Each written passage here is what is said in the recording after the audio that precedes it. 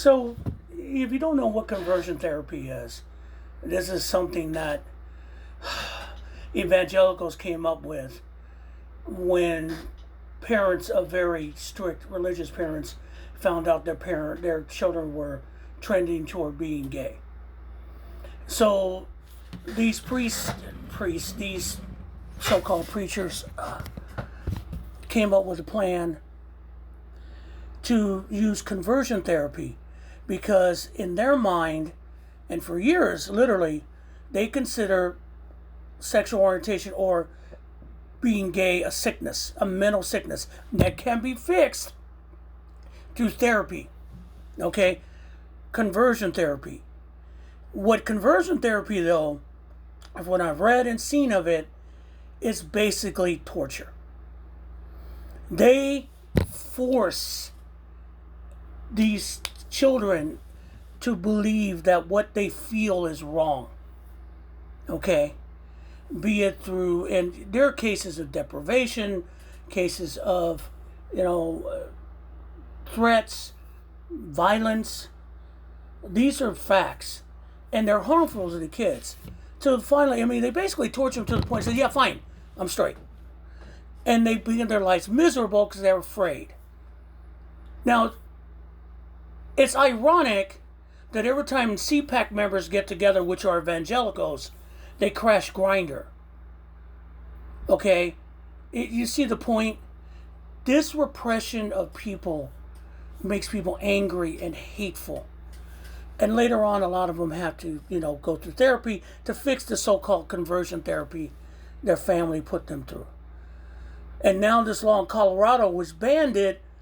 They banned it on, it's being not overturned, it's being sent back to the 10th Circuit Court on an 8-1 decision based on, because it was just a therapist and it violates free speech and the First Amendment. I don't know where verbal torture or torture overall is First Amendment protected, especially between patients. Okay? Harmful. Because what they're talking about, this therapist, is harmful. You put pressure on someone to be something they're not, it's harmful to the person you're putting pressure on. So, it's going back to the 10th Circuit. Trust me, there are cases all over. There are other states that have these laws. They'll be challenged because they will. This will open the door to all these other laws, and also possible the overturning of same-sex marriage. It's all in the same vein. It's stupid to think, because conversion therapy, understand, this is not based on science. Okay? This is not based on psychological studies or psychiatry. This is based on evangelicals and religion. Simple as that. It has no basis. And there's no such thing as a Christian therapist. No. No, because you confuse your religion with therapy for people that need stuff, to need to think a little better, to be released from what's bothering them. Your job is to repress them like evangelical Christians do to women and people who think differently. See? So it's sad, but it's par for the course. They're about to get birthright citizenship.